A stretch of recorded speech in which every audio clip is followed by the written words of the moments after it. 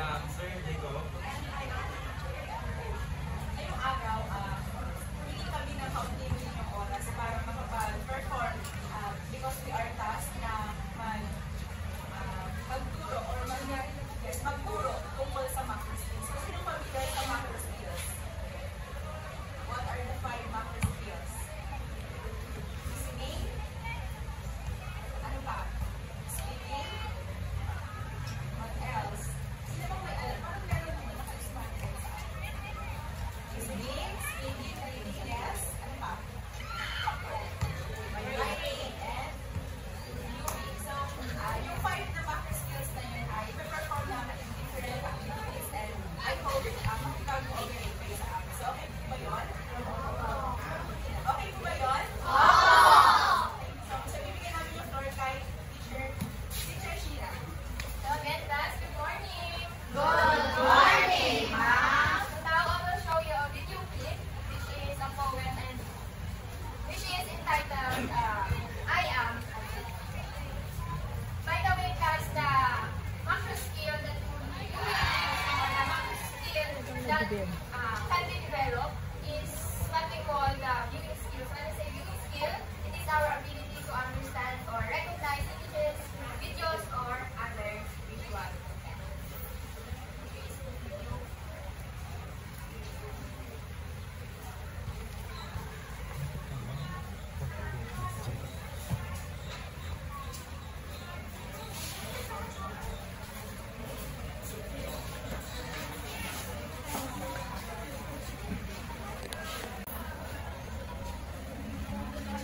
I am a tree.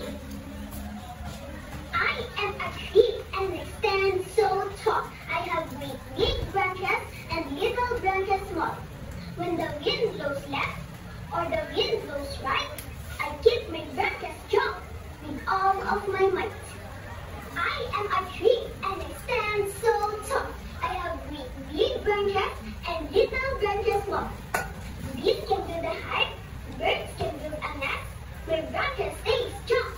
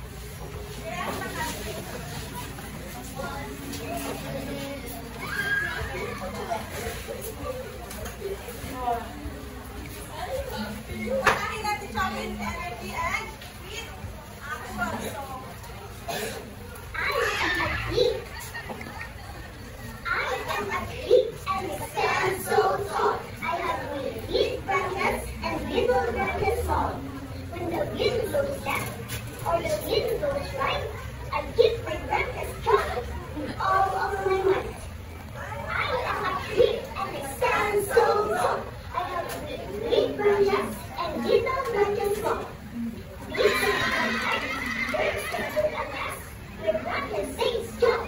I always try my best. I am a tree and it stands so tall. I have green big branches and little branches small. Rain makes me strong and snow makes me bright. I grow through all the seasons, all day and all night. I am a tree and I stand so tall. I have big branches and little branches small. I love the earth and the earth loves me. I stand so tall because I am a tree. So, good job everyone. So, give everyone a round of applause.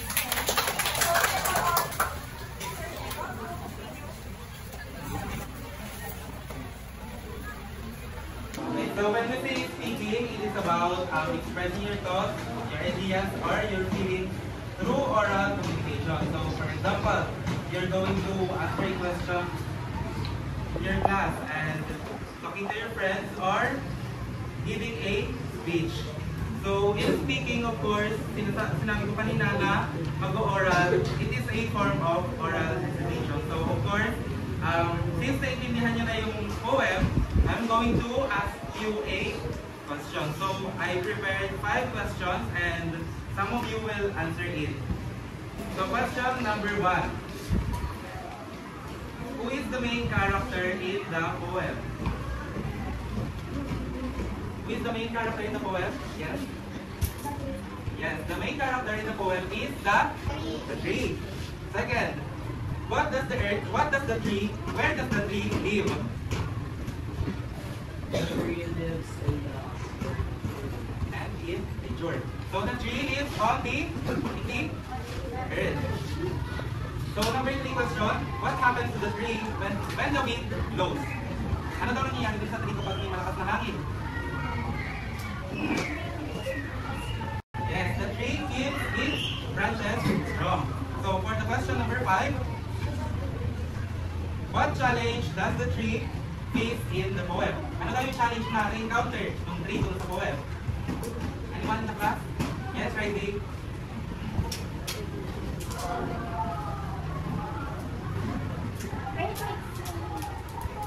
Rain makes me strong and snow makes me bright. Okay, so I see na talagang naintindihan yung poem. So let's have Teacher Crystal to continue the discussion. Hi everyone. Hi. So ano na yung apat na macro skills na na-discuss nila mga kasama na ng First one, yes, listening. Yes, listening. Another one. Is it writing okay ba? Yes. Reading. Yes. And viewing. Ayan. So, na-discuss na nila yung reading, listening, and speaking. So, let us proceed naman sa last macro skills, which is the writing. So, kanina, nag-perform na kayo through verbal performance. Now, gusto ko naman mag-perform tayo through writing. So, alam niyo ba yung rhyming words? Yes. What is rhyming words? What is rhyming words?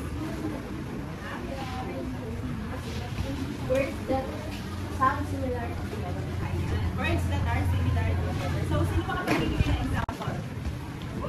Example. Example is cat and bat. Rhyming words ba sila?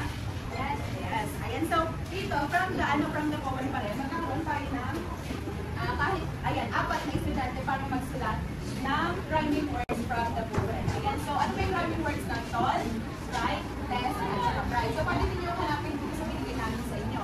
Ayan. So, kailangan ko lang 4 students. Ano sa? Yes. So, pakisulat po doon sa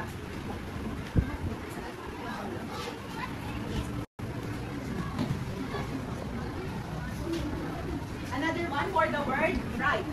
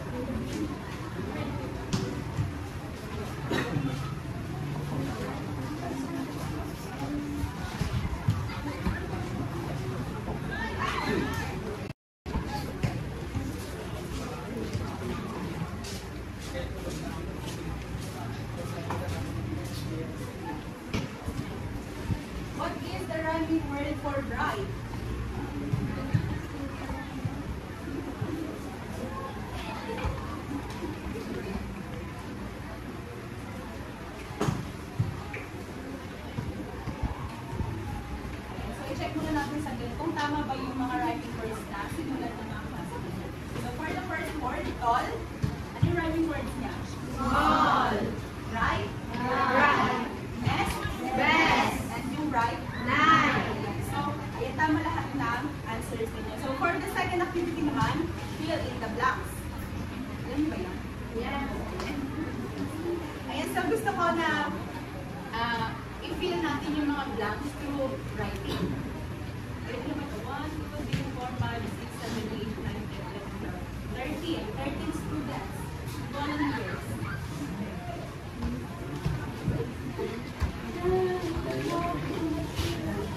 Second.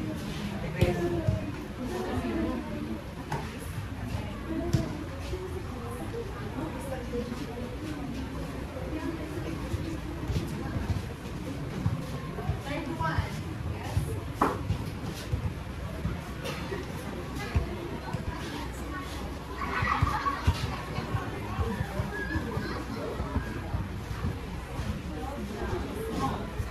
Next naman, when the wind blows left or the blank blows right.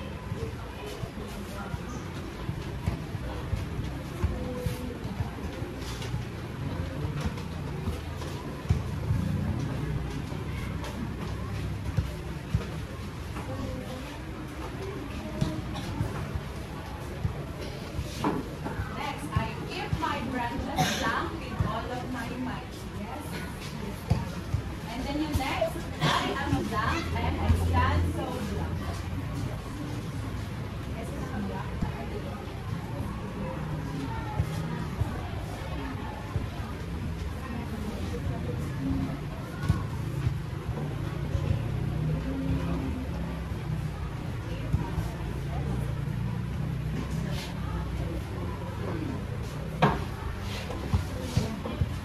Next, see.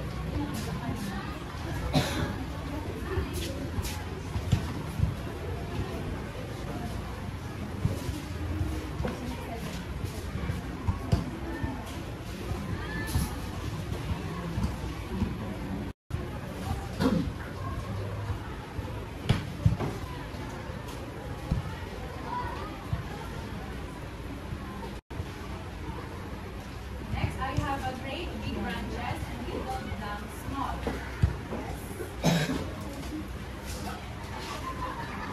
And yung next na pakibasa nga. Pakibasa ko yung next na blank. Blank can build a hive. Can build a hive. Birds can blank. Next. Blank can build a hive. Birds can blank. Next. Next.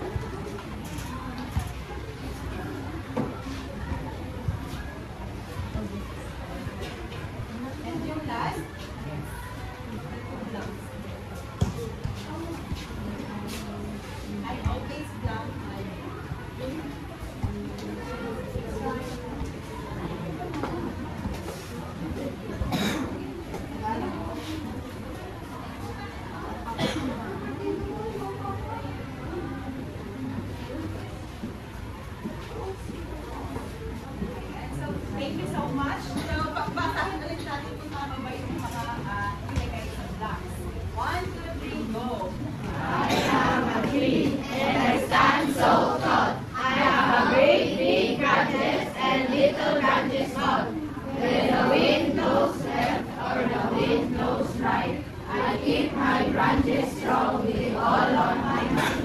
I am a tree and a stand so tall. I have a great big branches and little branches small. Bees can build my heart, birds can build my nest. My branches stay strong. I always try my best. So may mali ba? Oo. Saan? Birds. Ano dapat dito? Bees. Paano siya gagawin?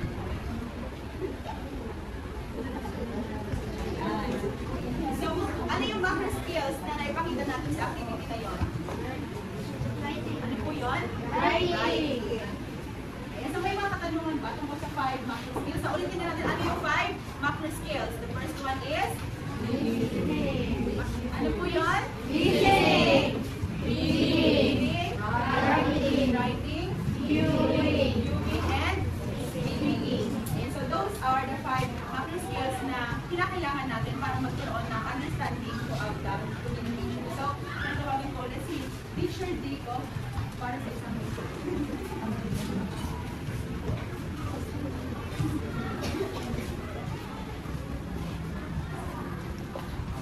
So did you learn something new today? Yes. So what are the 5 macro skills again?